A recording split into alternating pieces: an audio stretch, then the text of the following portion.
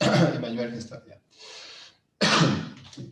So hello everyone. Just start with the usual presentation. So this is our usual Montpellier Ecology and Evolution seminar organized by the LabEx and with great technical help from Agrinium and Aristide Boucaré from Agrinium is helping us a lot.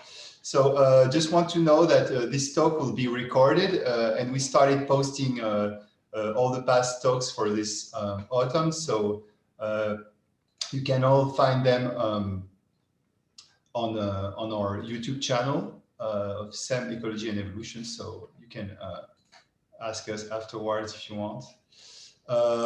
So let's move to today's talk. Today we're really pleased to be able to host Erik Svensson. So he's been wanting to come from Montpellier for a while, and we've been discussing postponing such and such that we reach this point where he can't come because the COVID pandemic started. So he'll have to come back some other time. But Erik was telling me how so he did his PhD in Lund, but working on birds, and he's keeping great memories of his Mésange Bleu time. So he knows that some people, I see some names here that people are working on. So they're still in his heart, that's what he told me. But then he moved to a postdoc in California at Santa Cruz, and then got a position back in Lund, where he works now on insects, mostly in Damselflies and Dragonflies, which we'll talk about today. So it's difficult to summarize what he works on because there's so many things. In the last years, he wrote reviews on mutation biases, mutation-driven evolution or mutation bias, frequency dependence, G matrices and etc., correlation between traits. So today's talk, I think, will be about relating micro to macroevolution. And Erik, the floor is yours.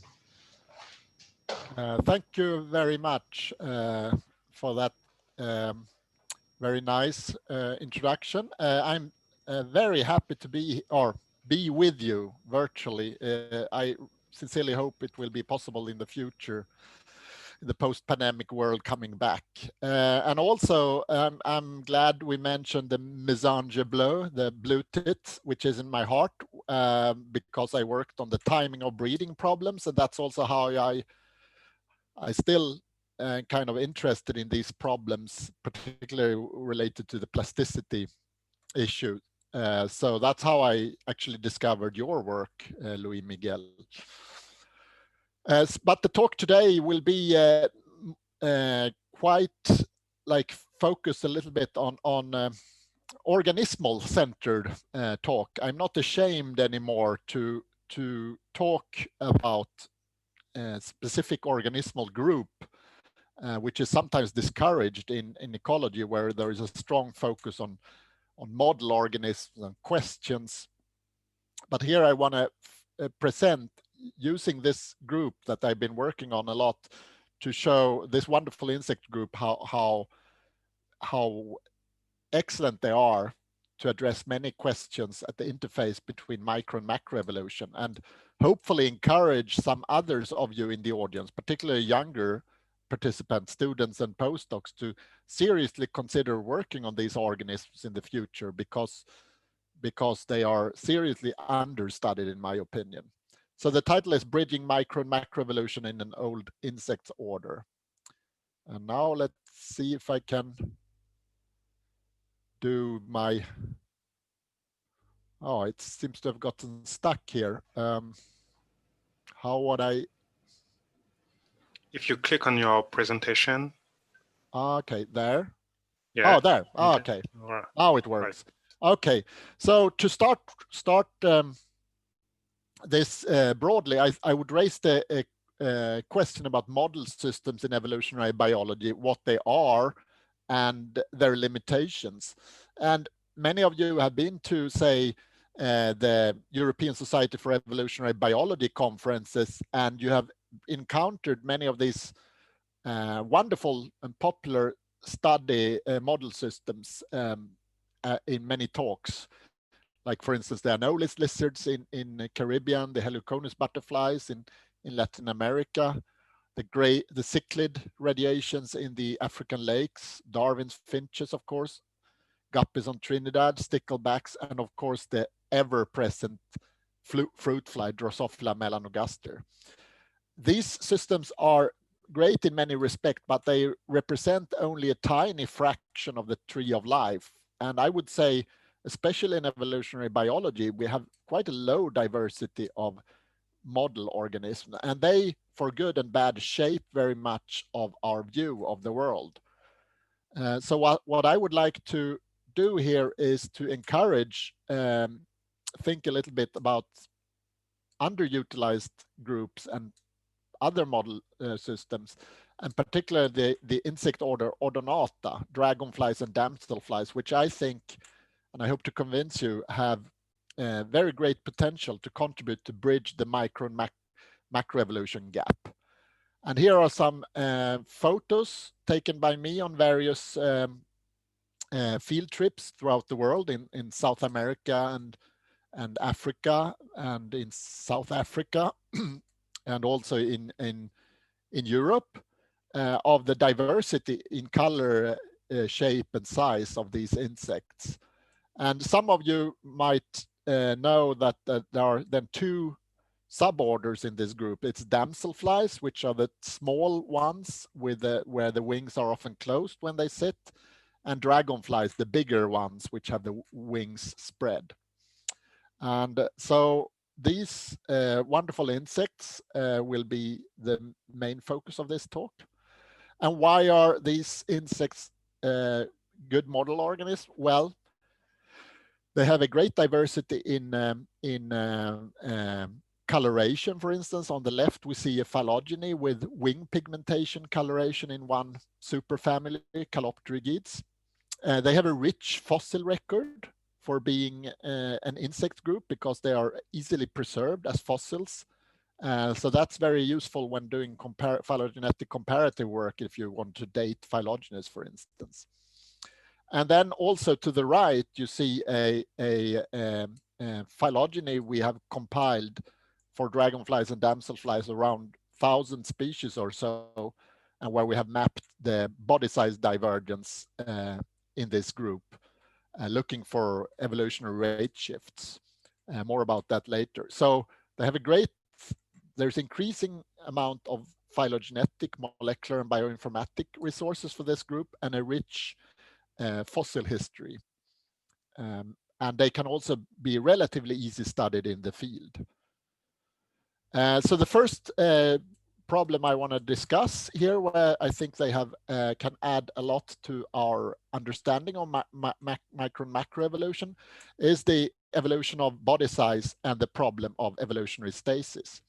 So in the left, you see a graph here of the wing length of dragonflies and damselflies and their ancestors up until present, from 300 million years ago during the Carboniferous up to the present. And on the lower part there, you also see a graph of reconstructed atmospheric oxygen levels, which have fluctuated considerably during the history of life.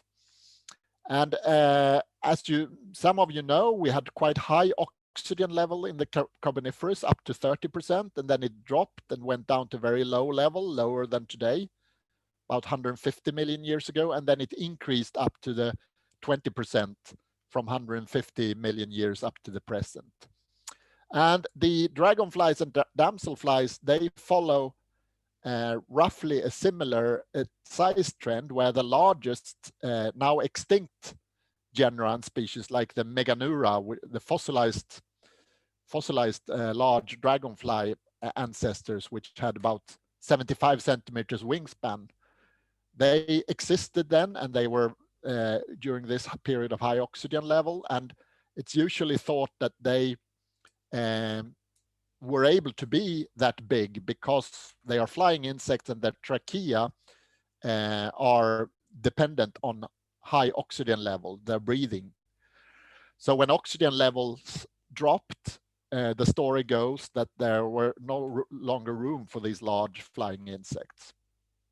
And then body size decreased, but they have actually remained quite stable over the last 200 million years, in spite of changing oxygen levels. And this is what I wanted to discuss further. And also to give you a bigger picture about the macroevolutionary scenario, birds, modern birds, are thought to have arisen 150 million years ago, and then diversified further. And birds and dragonflies are very important interactors in ecological situations. So here are some work we have done in the field over a number of years. We have estimated sexual and natural selection on wing length in this species of Damselfly, Caloptrix splendens. On the upper graph, you see survivorship of marked individuals in the field, marked males. And as you can see, in most years, it's a positive size trend. Larger individuals, they survive longer. And on the lower left, you see the relationship between body size and mating success. And there, the relationship is slightly positive, but flatter, but no obvious cost of being large in terms of obtaining mates, but obvious benefits in survivorship. And we have two measures of size here: body size, which are the total body length, and forewing length, and both give essentially the same story. Larger individuals survive longer in the field. They might have slight mating advantages, and there appears to be no cost of being large.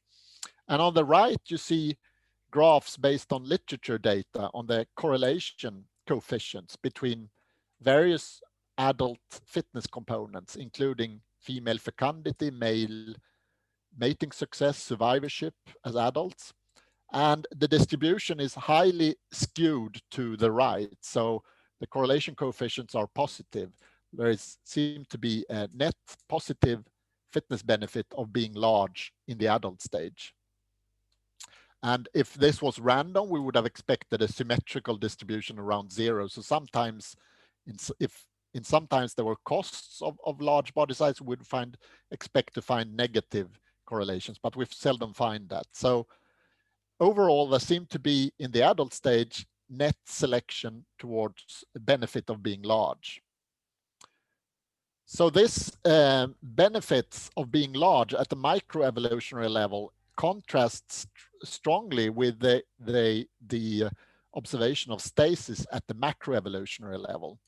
So here are we have compiled extinct and extant genera of dragonflies and damselflies and plotted, zoomed in on the body size trends over the last 240 million years.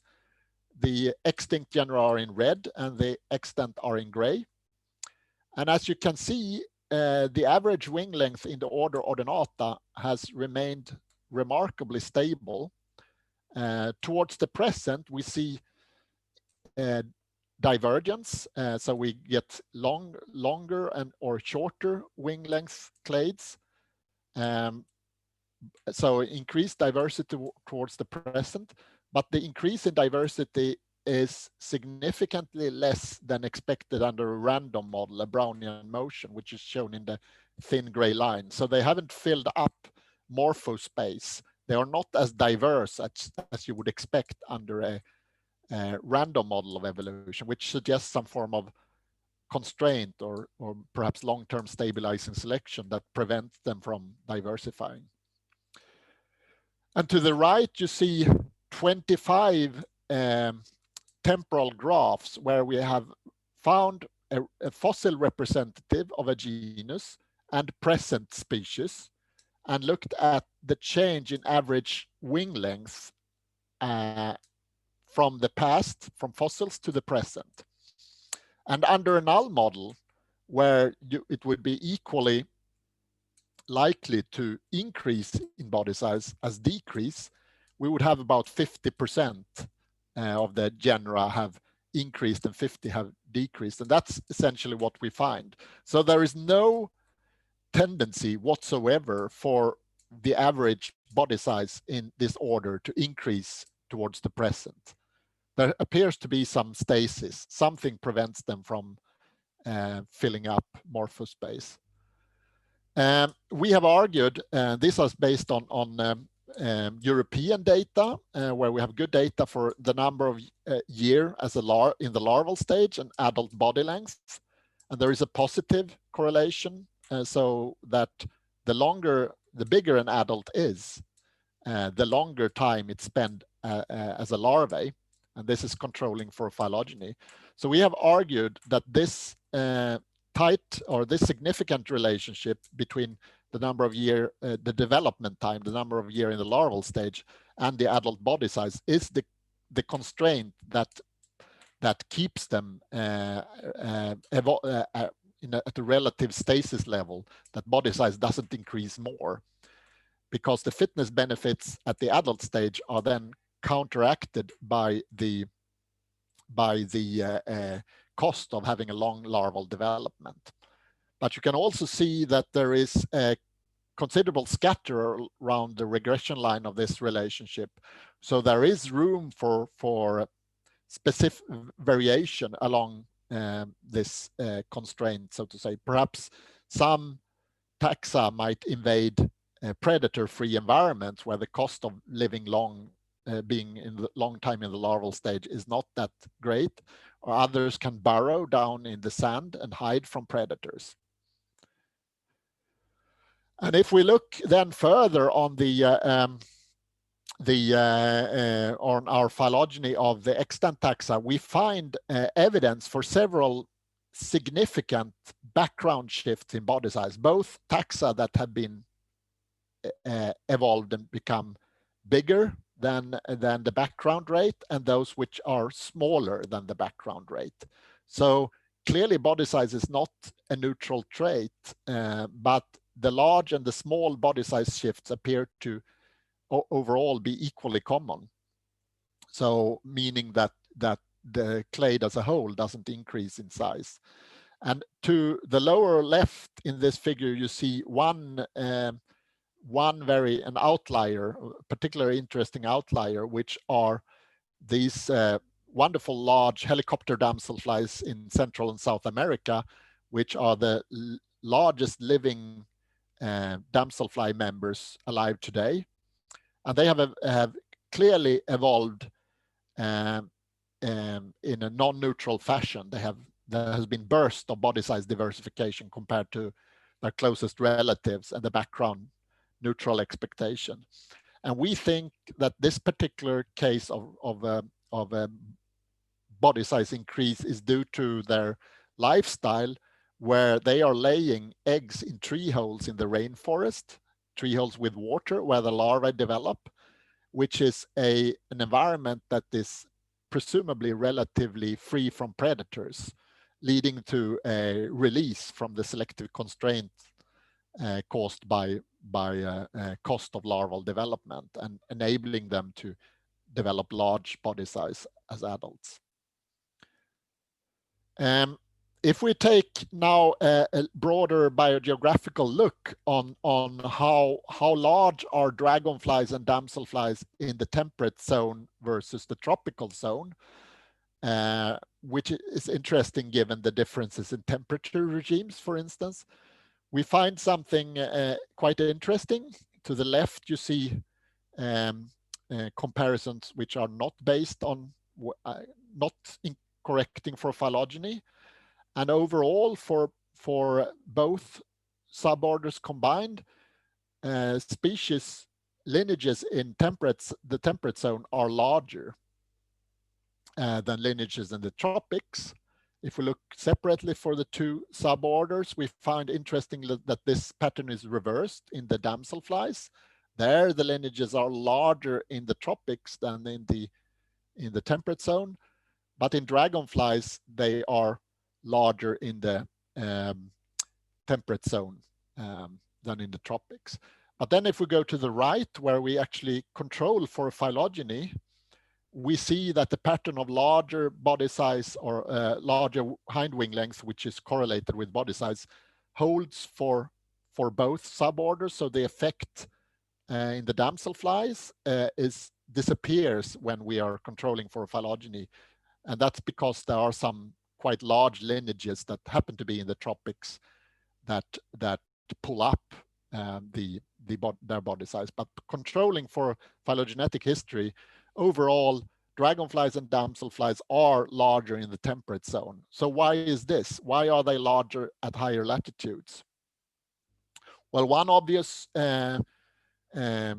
explanation, or it could be temperature, because dragonflies and damselflies, like other insects, are strongly dependent on temperature, and temperature can theoretically affect their body size, both in the form of selection pressures on the adult stage, but also on the effect of temperature on development time.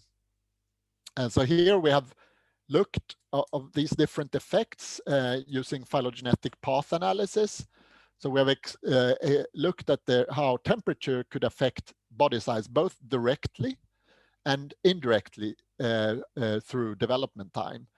And using these path models, we find that our best model is the model 1 up to the left corner, where we find that temperature shortens development time, and development time in turn is positively related to body size. So increased temperature primarily accelerates development time, and accelerated development time results in a reduced body size. There appears to be only an indirect effect of temperature on development time. So clearly temperature seems to play a role through the effect on development time, but that's clearly not the whole story. Dispersal out of the tropics seem to play a very important role, which is not surprising if you're thinking in terms of larger insects usually have better flight ability and better dispersal ability. So what we find when we look at our phylogenetic data and look at shifts between the tropical and temperate zone, we find that large body size shifts, particularly in dragonflies, which are larger overall, but also in damselflies, larger body size shifts resulted in higher probability of dispersing from the tropics to the temperate zone. Now, this is quite interesting, but remember the latitudinal relationship we see today is not necessarily capturing the whole macroevolutionary history. We know that the temperatures have changed during past evolutionary history. Continents have also moved around, so the temperature regimes have been looking very differently than they do from today. So if we combine both the fossil data and the extant data and separate by time periods, we see something very interesting. If we split up into three geological period and look which are shown in this graph to the three left ones, and separately for the Anisoptera dragonflies and Zygoptera damselflies, and then we also plot the extant taxa, we see something really interesting. So in past geological time periods, there were negative relationship between latitude and wing length. But they gradually changed as we approached the present. So the past negative relationship, where there were larger lineages in the tropics, were the relationship reversed. So when we come to the present, the relationship is either flatter, as in the damselflies, or become changed signs, so it's became positive in the dragonflies. And this reversal started from 200 million years and onwards. How could this happen? What happened? What drove these changes? The fact that we clearly see a changed relationship with latitude and wing length clearly says that it cannot be temperature alone. We argue that the evolutionary emergence of birds drove large dragonflies out of the tropics. because birds are predators on dragonflies and damselflies, so they are important selective pressures.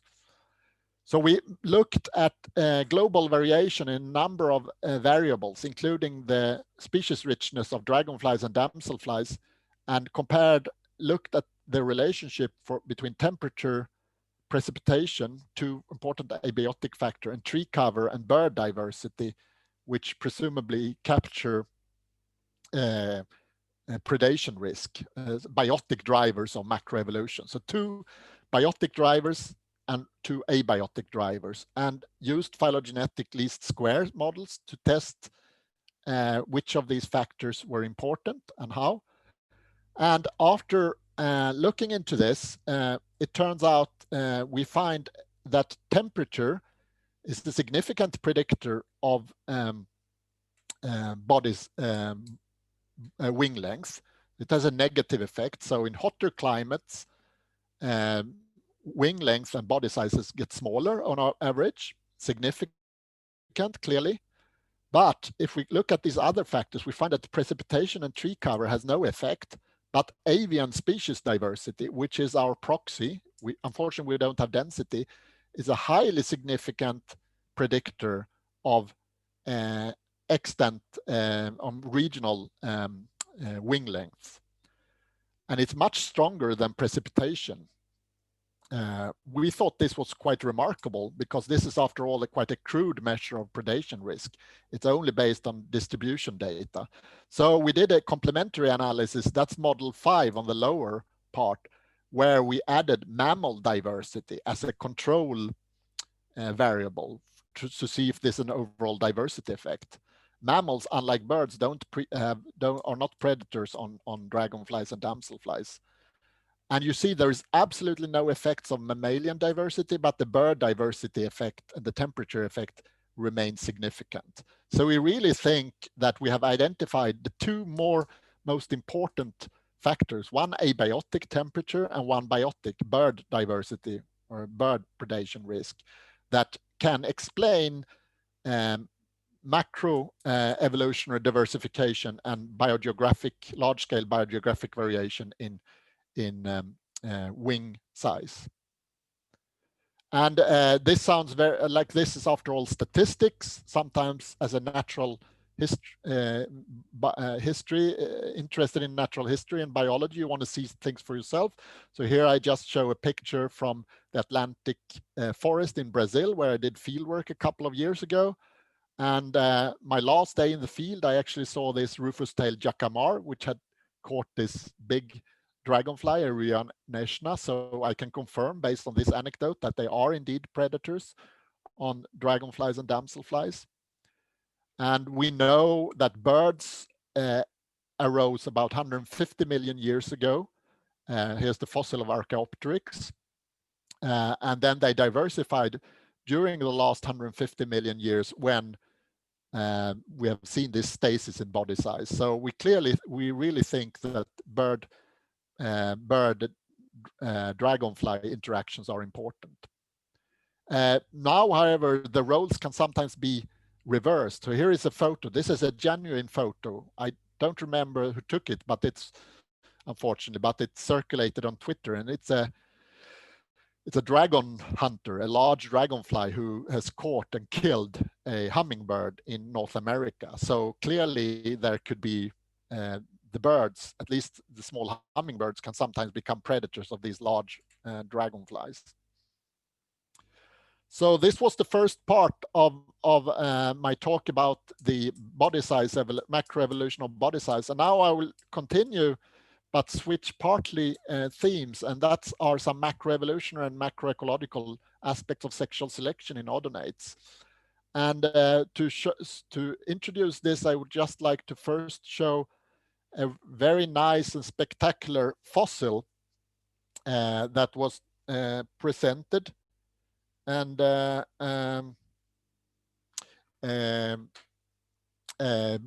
published by some Chinese researcher a few years ago, where they found a beautifully preserved fossil of a Damselfly species, where the males have these very large and beautiful flattened and ornamented legs that they speculated based on their reconstruction that they could have some role in sexual selection as an ornament to attract females. This fossil in Burmese amber is thought to be about 100 million years old.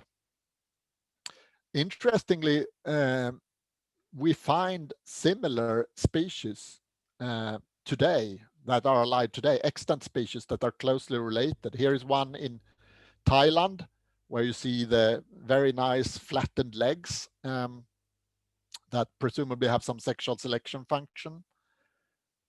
A few years ago, I did fieldwork in Cameroon, in the rainforest of Cameroon, and we found this species, which also belongs to the same family, Platycnemidae. And you can see the legs of this species. They are not very flattened, but they are glowing yellow and beautiful in the dark rainforest. So the males sit like this and show their yellow legs in small sunspots. So it's clearly some kind of signal. So clearly the legs have played an important role in sexual signaling in this family and may have done for a very long time. So that was more an interesting anecdotal aspect about sexual selection. I will now describe some work we have been doing on one of my favorite species I've studied for quite a while, the common blue-tailed damselfly, which is an interesting and wonderful insect which has 3 heritable female color morphs, which are shown in this picture. And this system is really nice because you can classify the morphs easily in the field. And based on breeding experiments, we know the genetic basis. It's an autosomal locus, one locus with 3 alleles in a dominance hierarchy. And they give rise to 3 visible phenotypes, one being male-colored androchrome. We call them amorphs. They have similar coloration as males, or that's why we call them amimics. And then 2 other morphs.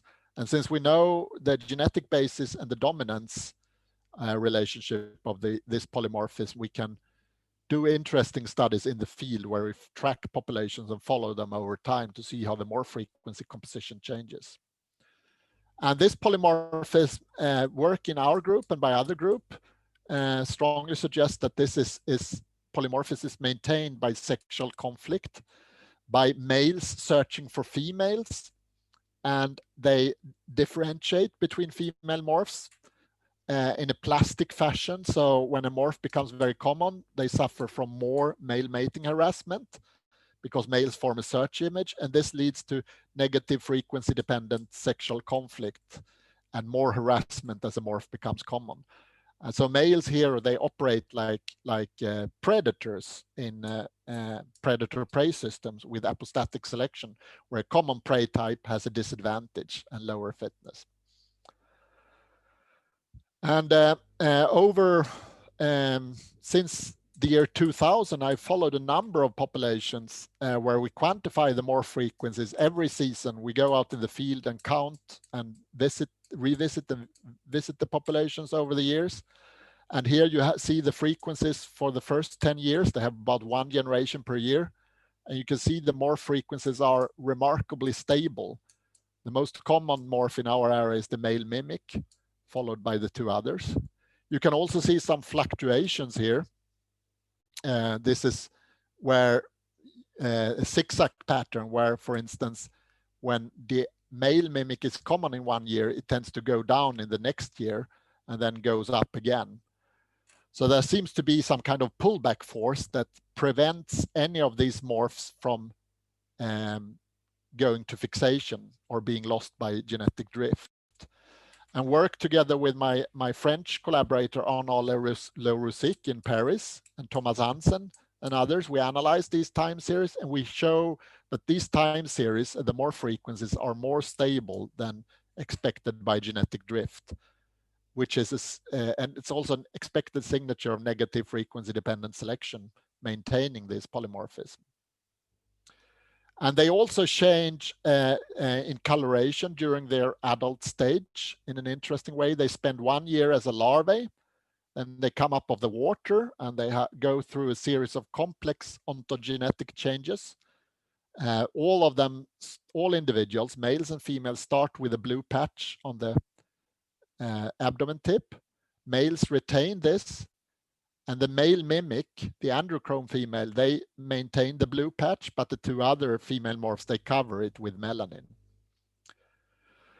And we also know from our other works that during this phase, when they develop their full adult coloration, a number of genes are up or down regulated in the different morphs, which has to do, which indicates that the morph locus has pleiotropic and cascading effect on many other loci during color development.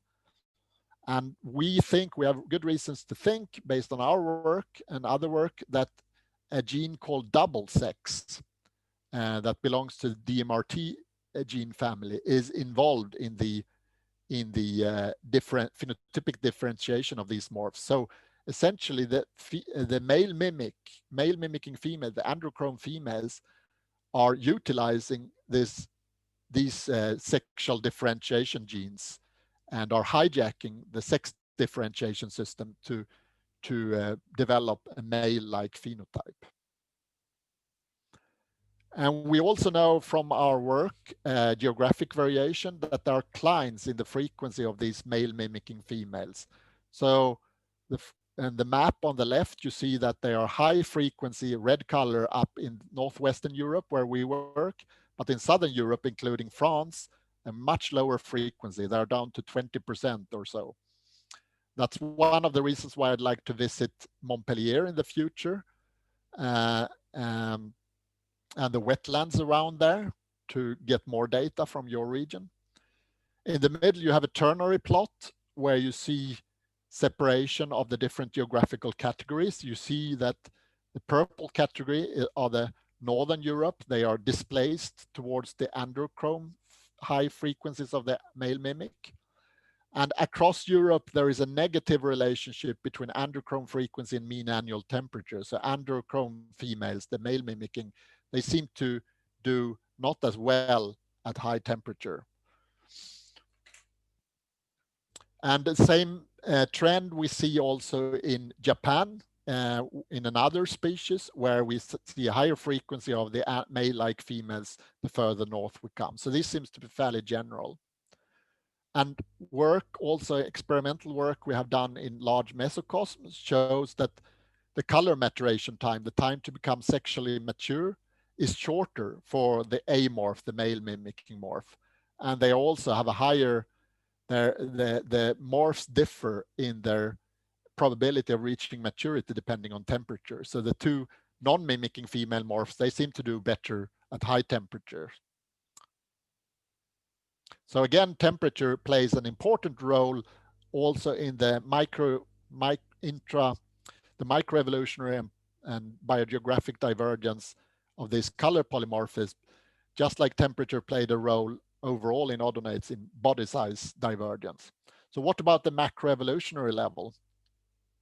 So we have undertaken an ambitious effort to understand the macroevolutionary diversification of these color polymorphisms in the family of pond damselflies, which is a very species-rich family, by doing field work and carrying out field work and both collecting phenotypic data and genetic data across the world.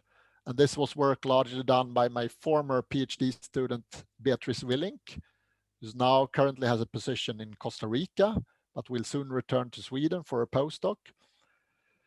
This has been wonderful fieldwork, very exciting, very interesting collecting data on this wonderful insect group. We have produced a time-calibrated phylogenetic tree for this superfamily, and it encompasses about a third of all the 1,800 species globally. And we have used both molecular data and paleogeographic data to time calibrate this tree. And essentially, we combine molecular, biogeographic, and paleogeographic dating methods, the total evidence approach. So we have data on the geographic distribution across the world. We also have data on the molecular divergence. And and we combine this to understand when and where they evolved. And we divide up the world in different biogeographic zones where taxa belong, and then we see how often they switch zones and when. And we can also utilize information about plate tectonics and how the continents moved in time calibrating this phylogeny, because it turns out they approximately about 70 million years old. That's our current best estimate of this family. And then we have used our phylogeny to formulate a number of phylogenetic hypotheses for the origin of female color polymorphism. And our starting point is that it's sexual conflict that maintains this polymorphism. And the stronger sexual conflict, the higher probability of that the species should be polymorphic. And we have focused on two variables: how open an habitat is, and where a group of damselfly occurs, in the temperate zone or in the tropic zone, the latitudinal position. And we argue then that open habitats, they are more rich, more productive open habitats because of sun. And that should lead to higher density, male bias sex ratios, high encounter rate, more non-territorial behavior, more intense conflict over mating, and female color morphs should origin and be maintained. We also argue that at high latitudes, there are short breeding seasons, meaning high densities, high sex ratios, and thereby also intense sexual conflict, and more likely the evolutionary emergence of female polymorphisms. So then we have looked into this, into our large phylogenies, and we first document a number of gains and losses of female color polymorphism across this tree. You see the polymorphic taxa are in green, and the monomorphic are in yellow. So multiple independent origins, but also some losses of female color polymorphisms. We find, based on this phylogeny, that the ancestor of these damselflies was a monomorphic, most likely a monomorphic species, where females look different from males, monomorphic heterochrome in yellow. And then there were multiple origins of polymorphisms, red lineages. There have also been losses of polymorphisms. So when you have a polymorphic species with a male-like female and another, and a female-like female, so to say, either can be lost. This is also, if we zoom in specifically on the genus Ischnura, where our species is located, we find essentially the same story. Polymorphic taxa, polymorphism is derived. The ancestral state is a monomorphic ancestor where males and females look different, followed by the emergence of a male mimicking female that established itself, and the species became polymorphic. And a few cases where you have lost the polymorphism, so the species become female monomorphic. So what we see at the microevolutionary level, as you see here in the left hand figure, is that we have divergence in Europe in the frequencies of these different morphs. Most populations are trimorphic, they contain all three morphs. A few are dimorphic along the edges, and none so far is monomorphic. And so populations diverge clearly in more frequencies and might sometimes lose one or even two morphs. at the macroevolutionary level to the right, you see that there are probabilities of gaining polymorphism, and it's most likely to gain a polymorphism if the species has females that look different from males. So polymorphism is gained by the evolutionary emergence of a male mimicking female phenotype that establish itself, and the females become polymorphic. The loss of polymorphism is it's the other way around. If the ancestor was heterochrome, it's more likely to lose the polymorphism.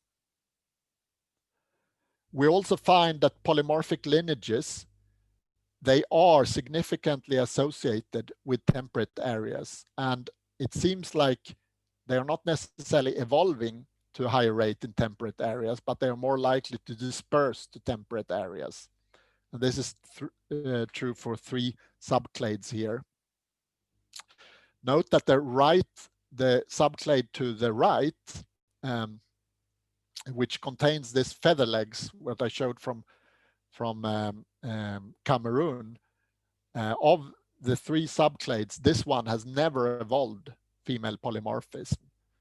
And that's kind of interesting, why this subclade alone seems to be the only one where polymorphism never evolved. We think there are some reasons for this. They are stream dwelling. It's a stream dwelling group where there's not very high density and therefore not so intense sexual conflict as in clade 1 and clade 3.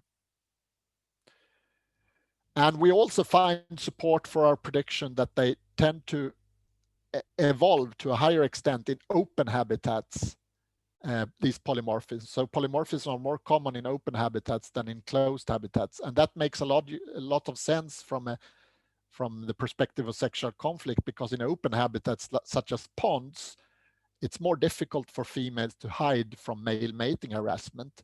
So the selection pressure to evolve a polymorphism as a defense mechanism increases. And here, finally, here are some data that we have collected directly in the field by doing transects in Sweden, in the tropics, in Guyana, for instance, in Argentina, in Central Africa. And we find that in open habitats to the left, indeed, when we find a species in an open habitat, they are a higher frequency of polymorphic taxa.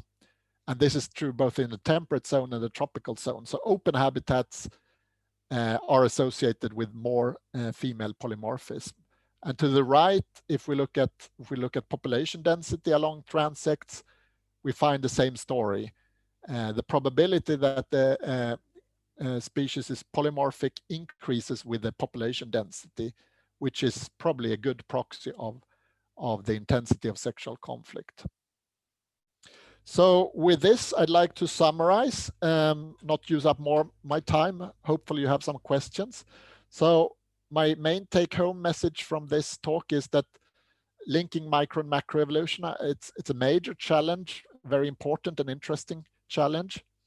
And to do this, we need several complementary approaches. I think we need greater diversity of study organisms. I hope I've convinced you that odonates can help to bridge micro and macroevolution, and they are excellent study systems for micro and macroevolutionary dynamics of sexual conflict. And related to the last part of talk, I think we need more research on female color signaling and not only male signaling. And I would argue, and I hope you're convinced, that female sexual polymorphisms are probably underappreciated. So I hope I've stimulated some to start thinking about these problems now. And with this, I would just like to thank my current and former co-workers, former postdocs, PhD student, and all our collaborators and all our funding agencies who have helped me to carry out this work. And yes, that's it. I'm ready to take questions. All right. Thanks, Erik, for a great talk. Lots of information in here. So there are already quite a few questions. I remind everyone that they can ask their question in the question window, and we like making it a bit more interactive. So if Fabien, for instance, Condamine, who had a question, could turn on his microphone and ask or summarize his first question. So his mic will be turned on probably soon, right? Hello. Yeah. Thank you very much for your great talk. Yeah, Erik. thanks. Fantastic. So with a student with me, we had two major questions. So we were interested in the correlation you presented at the beginning, right? So did you test whether the correlation between body size and developmental time is maintained by controlling for temperature or latitude? So you mentioned that higher temperature leads to faster development, which can lead to lower size, right? So we were wondering if you could like, expect that higher temperature can lead to the same size for shorter development of time. I'm not sure. So yeah, so I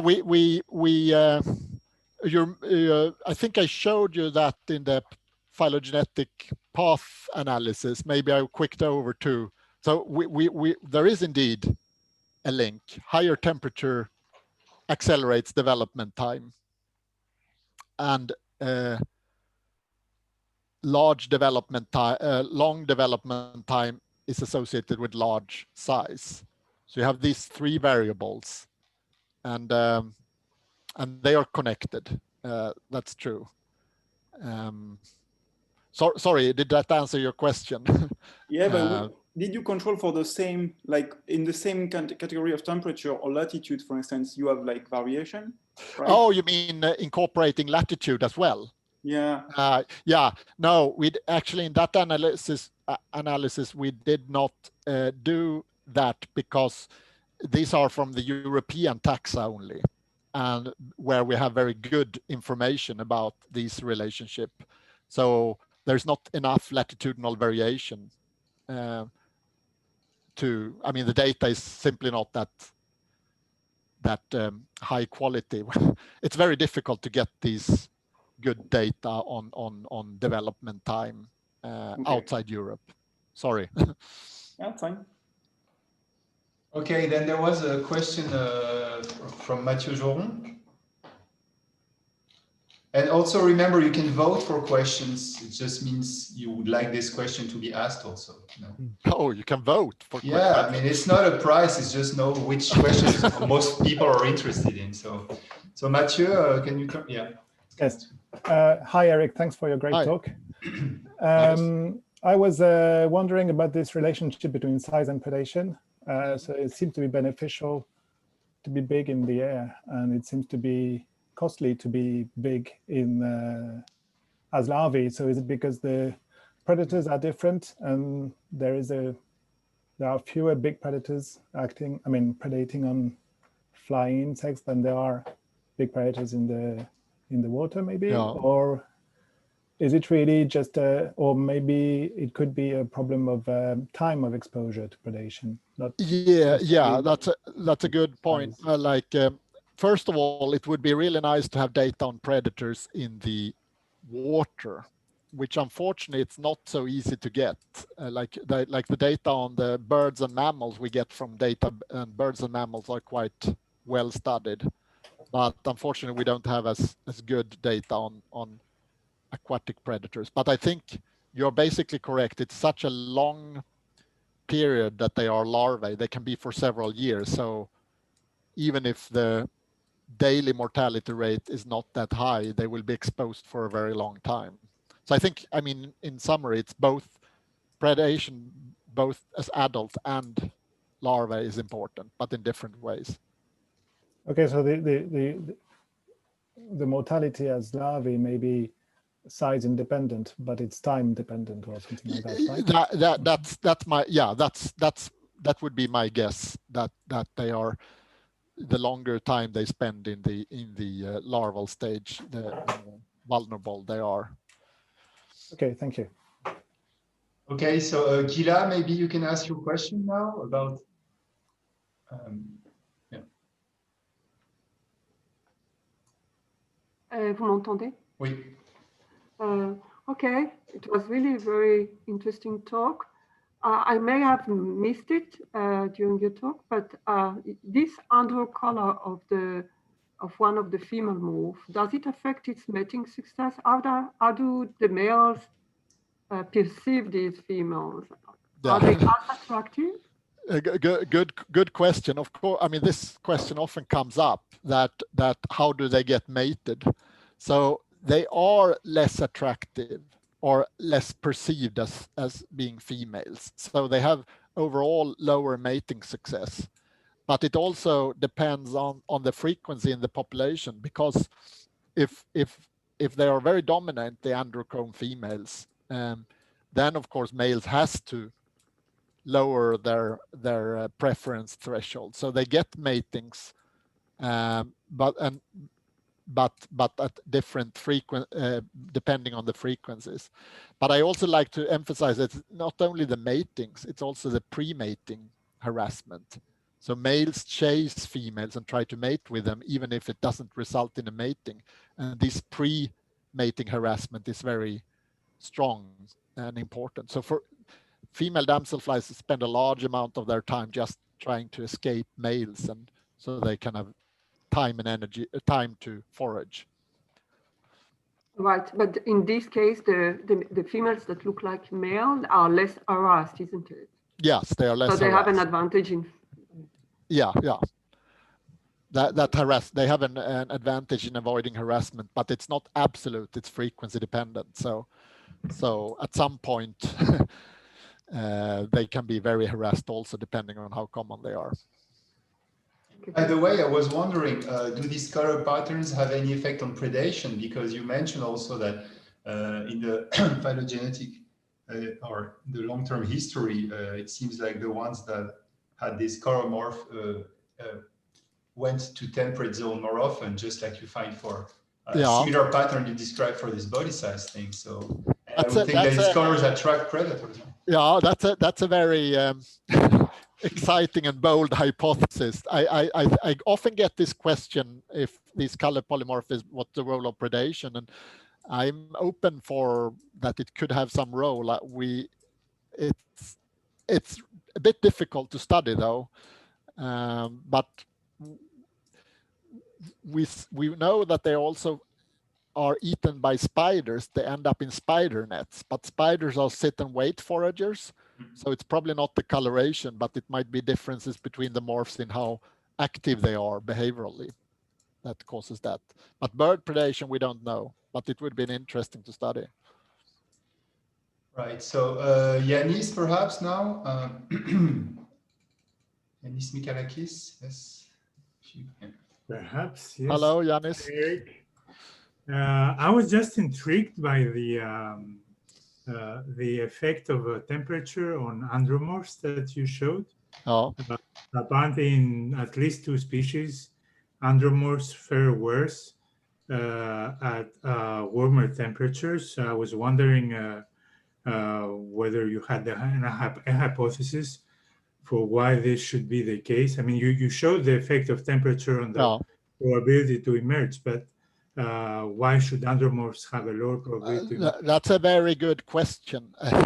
I would say, so what I find really fascinating with this polymorphism and other polymorphism too, and this relates to one of my interests, and I know Luis Miguel is also interested in correlational selection, is that how can you have these traits, these many traits, not only color, but temperature tolerance, and we even have data for parasite loads and behavioral differences and shape differences and so on. How can they be, how and why does this color locus have so many different effects, including on temperature tolerance? So your question there is, why do they have, like, that's an ultimate question, the adaptive significance. That I really don't know. I don't even know if there is an adaptive or if this is just a pleiotropic effect of the color morph locus that then happens to give them an advantage in colder environments. So it could be, for instance, some at biochemical level that maybe the color morph locus making a male-like female, coincidentally they have higher cold tolerance, and coincidentally that also gives them some advantage as the species colonized higher latitudes. But it was never selected. It was never kind of selected as such. I'm not sure if I'm really clear here, but I think we know that they have this temperature effect on the color locus, but why? The reason why, I think that we need to do more genomic work and try to understand the kind of epistasis between the color morph locus and, say, other loci for temperature tolerance.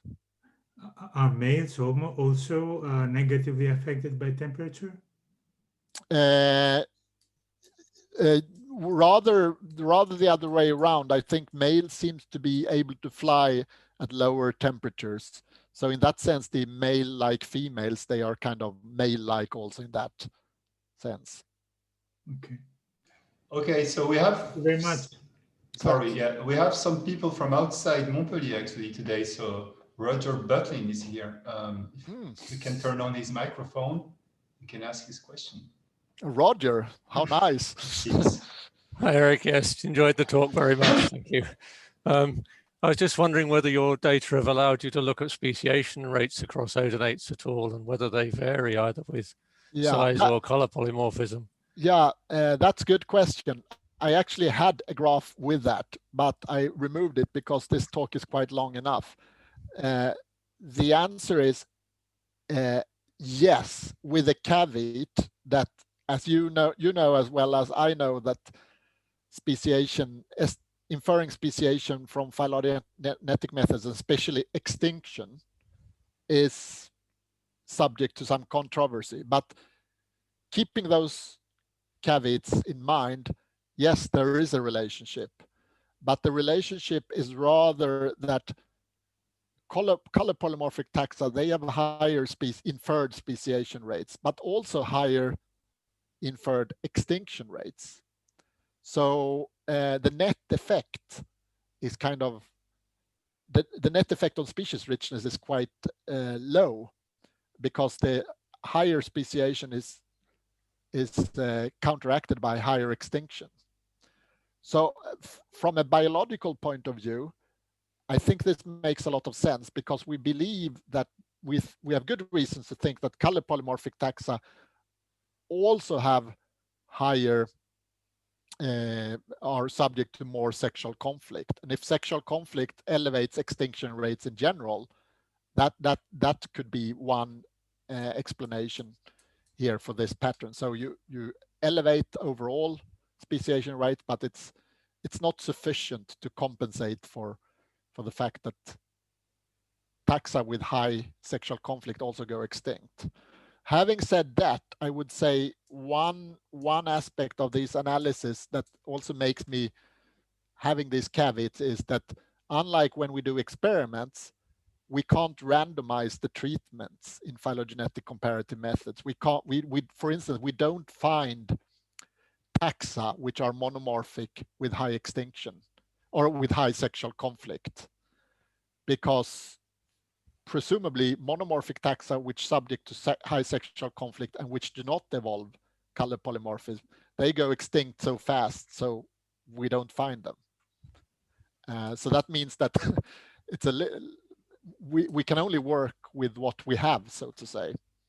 So maybe this was a very much a caveat answer, but I hope you got the are reasonably satisfied with that very careful answer. Yes, very interesting. Thanks. Yes.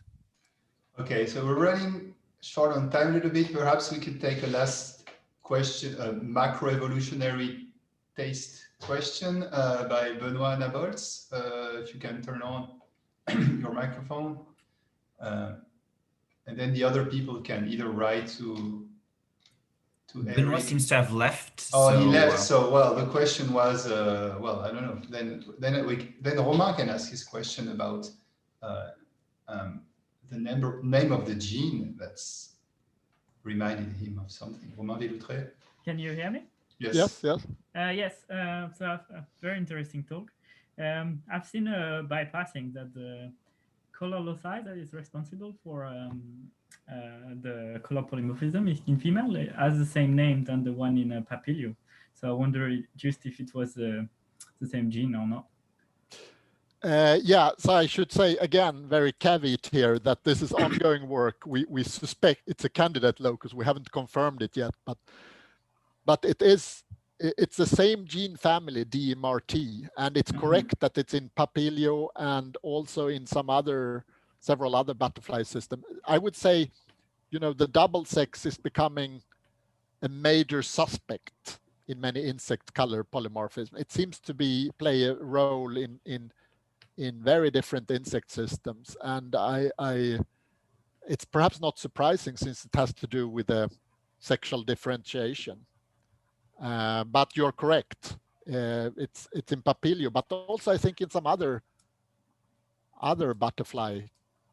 Maybe I don't know. I just know the Papilio case, so that's why I asked about.